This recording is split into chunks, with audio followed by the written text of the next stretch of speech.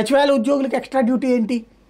వెళ్ళి మరుగుదొడ్లు ఫోటోలు తీయాలా, రైట్? మరి అది అన్నందుకే కదా టీచర్లకు దానికి ఆపి నువ్వు ఇటుకన్నావు. ఇంకొకటి, ప్రతి స్కూల్లో 6,000 రూపాయల జీతం ఇచ్చి ఓ మనిషిని పెట్టారు దీనికోసం,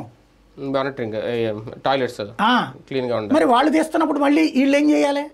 వాస్తవంగా వాళ్ళు తీసిన ఫోటోని టీచర్ అప్లోడ్ చేసేవాళ్ళు అక్కడ, కానీ అప్లోడ్ చేయడాన్ని భారంగా చూపించి అక్కడ చేసుకొచ్చారు. ఇప్పుడు వీళ్ళు వెళ్ళాలంట. ఇప్పుడు ఫర్ ఎగ్జాంపుల్ ఒక అబ్బాయి ఆ ఏరియా వెల్ఫేర్ సెక్రటరీ అయి ఉంటాడు, అది గర్ల్స్ స్కూల్ అయి ఉంటుంది.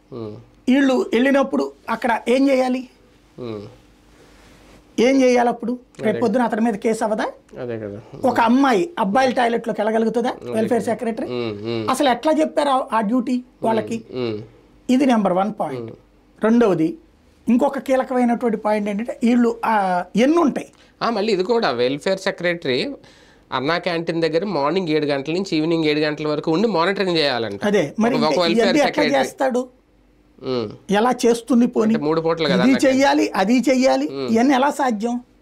అంటే వాళ్ళని హ్యూమిలియేట్ చేయాలి, వేధించాలి, వాళ్ళంతటా వాళ్ళు మానేయాలి. అంటే జగన్ హయాంలో పెట్టిన వాళ్ళందరూ జగన్ మనుషులే